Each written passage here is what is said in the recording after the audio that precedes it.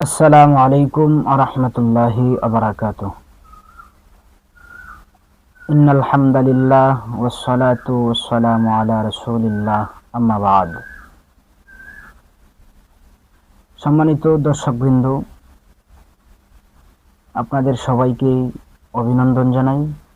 বাংলাদেশের সমস্ত মুসলমান দিনী ভাই এবং বোনদেরকে জানাই অগ্রিম ঈদ উল ফিতরের শুভেচ্ছা ও অভিনন্দন। প্রিয় দর্শক শ্রোতা, আপনারা সবাই জানেন আগামীকাল আমাদের বাংলাদেশে ঈদ উল ফিতরের জামাত ইনশাআল্লাহ অনুষ্ঠিত হবে।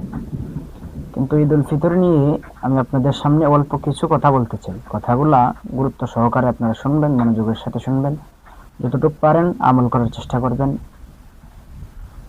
সম্মানিত দর্শকবৃন্দ, আপনারা যে যেখান থেকে ভিডিওটা দেখতেছেন সবাইকে আবারও অভিনন্দন।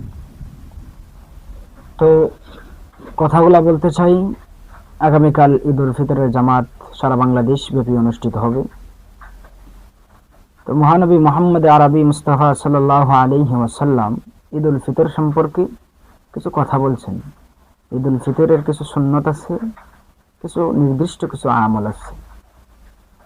তো আপনারা যারা নিয়মিত জুমার নামাজ আদায় করেন, আপনারা সবাই মসজিদের খতিব ইমাম সাহেবের কাছ থেকে ঈদ উল ফিতরের করণীয়গুলো আপনারা শুনছেন, কি কি আমল সবগুলো আপনারা শুনছেন। তারপরেও একটু সময় নিয়ে আপনারা ভিডিওটা শুনবেন। ঈদ উল ফিতরের কিছু সুন্নাহ নিয়ে আজকে আলোচনা করব। আলোচনা হইল, আমরা সবাই জানি এক মাস রোজা রাখার পরে আল্লাহ রাব্বুল আলামিন মুমিন বান্দাদেরকে ঈদ উল ফিতর দেন আনন্দের জন্য ঈদ উল ফিতর দেন। তো ঈদ উল ফিতরে কি কি নির্দিষ্ট আমল আছে? নবী মুহাম্মদ মুস্তাফা সাল্লাল্লাহু আলাইহি ওয়াসাল্লাম বলছেন, উম্মত, তোমাদের সামনে যখন ঈদ উল ফিতরের দিন অনুষ্ঠিত হইবে, উপনীত হইব, তোমরা তার আগে সদকাতুল ফিতরটা আদায় করে দাও। সদকাতুল ফিতরটা আদায় করে দেওয়া, ঈদ উল ফিতরের আগের দিন সূর্য উদিত হওয়ার আগেই সদকাতুল ফিতরটা আদায় করে দেওয়া।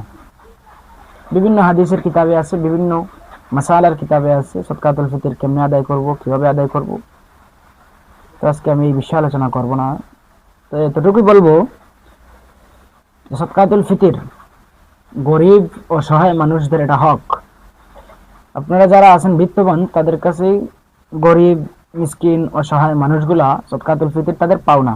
আপনারা উচিত ছিল তাদের বাড়িতে গিয়ে পৌঁছে দেওয়া। কিন্তু আমরা কি করি, কিছু টাকা পকেটে রাখি, ঘরে বালিশের নিচে রাখি, মানুষ যখন আসে আমরা তাদেরকে দিয়ে দিই। এটা সদকাতুল ফিতরের পরিপূর্ণ হক আদায় হয় না। ভাইজান, একটু চিন্তা করেন। আল্লাহ আপনাকে আমাকে সম্পদ দিয়েছেন, সম্পদ কিন্তু সব আল্লাহ সবকে দেন নাই। যাকে দিয়েছেন বড় নিয়ামতের শুকরিয়া কিন্তু আদায় করতে হয়। যাই হোক, ঈদের দিনের সবচেয়ে বড় একটা আমল হইল, ঈদ উল ফিতরের দিনের সবচেয়ে বড় আমল হইল সদকাতুল ফিতর আদায় করা। 2 নম্বর, আমরা যখন শাওয়ালের প্রথম তারিখে ঈদগাহে যাব, নবী বলেন, উম্মত, তোমরা ঈদগাহে যাওয়ার আগেই মিষ্টান্ন জাতীয় কিছু খাবার খেয়ে ঈদের নামাজে যাও। মিষ্টি জাতীয় খাবার খাওয়া ঈদ উল ফিতরের দিন হইল সুন্নাহ। 2 নম্বর, অন্যান্য দিন আমরা যেইভাবে ঘুম থেকে উঠি তার চাইতে একটু আগে সকাল ঘুম থেকে ওঠা ঈদ উল ফিতরের সুন্নাহ, অন্য দিনের তুলনায় নয়। আমরা যত আগে পারি ফজরের নামাজ পড়ে, আমরা যতটুক আগে পারি ঘুম থেকে আগে ওঠা ঈদ উল ফিতরের দিন, এটাও সুন্নাহ। রাসূল আলো বলেন, আমরা ঘুম থেকে উঠে মিসওয়াক ব্যবহার করবা, মিসওয়াক, এটাও সুন্নাহ। রাসূল বলেন, তোমরা তোমাদের সবচাইতে কাপড়গুলা থেকে সবচাইতে ভালো এবং উত্তম কাপড়টা ঈদ উল ফিতরের দিন পরিধান করবা, এটাও সুন্নাহ। প্রিয় দর্শক, আমি কিন্তু একবার সংক্ষিপ্ত আকারে খোলাসাভাবে বলতেছি। আপনারা বাংলাদেশে বিভিন্ন মুফতাহানে কেরামদের ফতোয়া শুনবেন, শোনার পরে তাদের কথাগুলা বিভিন্ন পর্যায়ে দেখা যায়। প্রিয় দর্শক মন্ডলী, ঈদ উল ফিতরের দিন গোসল করা যেমন সুন্নাহ, মিসওয়াক করা তেমন সুন্নাহ, আতর সুগন্ধি ব্যবহার করাও সুন্নাহ,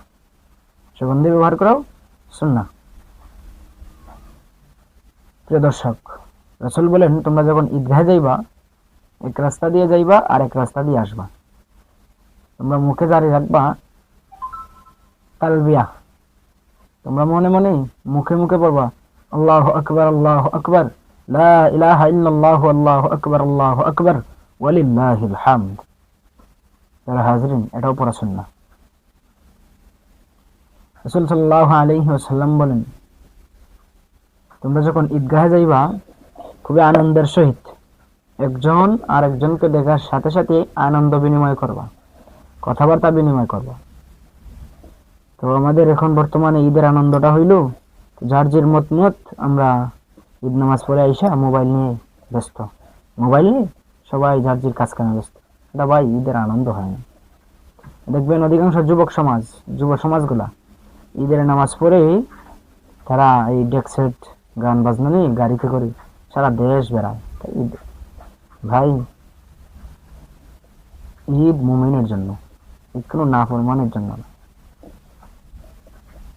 প্রিয় দর্শক, আপনারা যারা ভিডিওটা দেখতেছেন মনোযোগের সাথে দেখুন। রাসূল সাল্লাল্লাহু আলাইহি ওয়াসাল্লামের এক হাদিসে আছে, মুমিন বান্দা যখন ঈদগাহে যায় আল্লাহ রাব্বুল আলামিন ফেরেশতাদেরকে জিজ্ঞেস করেন, আমার ফেরেশতারা, আমার বান্দারা এখানে আসছে কি চায়, কেন আসছে, তাদেরকে কি পুরস্কার দেওয়া যায়? তখন ফেরেশতারা বলেন, আল্লাহ কি দেওয়া যায় এটা তো আপনি ভালো জানেন, তো তাদের বেতনটা আপনি পরিপূর্ণ দিয়ে দেন। নাস্তিকেরা প্রশ্ন করে, আল্লাহ যদি সবগুলাই জানেন তাহলে ফেরেশতাদেরকে প্রশ্ন করেন কেন? এই না ফরমান, তো কথাটা শুন, একটা ছোট্ট উদাহরণ দিয়ে আপনারা শুনবেন, বুঝতে পারবেন। আমরা যারা শিক্ষক আছি ছাত্রদেরকে জিজ্ঞাসা করি, ছাত্ররা সবাই বলো তো জাম বানান করতে হয় কেমনে? আমরা তো সবাই জানি, শিক্ষকেরা সবাই জানে আম কেমনে বানান করতে হয়, আম এগুলো বানান করতে সবাই জানে। কিন্তু প্রশ্ন করে ছাত্রদেরকে, ছাত্ররা বলো তো দেখি আম কিভাবে বানান করতে হয়। আপনারা সবাই বুঝে থাকলে বলেন, এটা কি উস্তাদ প্রশ্ন করেন শিখার জন্য না শেখানোর জন্য? শেখানোর জন্য। যাই হোক, আল্লাহ ফেরেশতাদেরকে জিজ্ঞাসা করেন ফেরেশতারা তাদেরকে কি পুরস্কার দেওয়া যায়? ফেরেশতারা বললেন, আল্লাহ তাদেরকে আপনি পরিপূর্ণ পুরস্কার দেন। আল্লাহ রাব্বুল আলামিন ওই সময় ফেরেশতাদেরকে বলেন, ফেরেশতারা তোরা সাক্ষী থাক, যারা পরিপূর্ণ 30টা রোজা রাখি 30টা তারাবি পড়ে আজকে ঈদগাহের ময়দানে আসলো, আমি আল্লাহ তাদের জিন্দেগীর সমস্ত গুনাহ মাফ করে দিলাম। যাই হোক, আলোচনা একেবারে সংক্ষিপ্ত করলাম। যে বিষয়গুলো বললাম ঈদের দিনের সুন্নাহগুলো আল্লাহ তাআলা যেন আমাদের সবাইকে আমল করার তৌফিক দেন। আমিন। ওয়া আখিরু দাওয়ানা আনিল হামদুলিল্লাহি রাব্বিল আলামিন।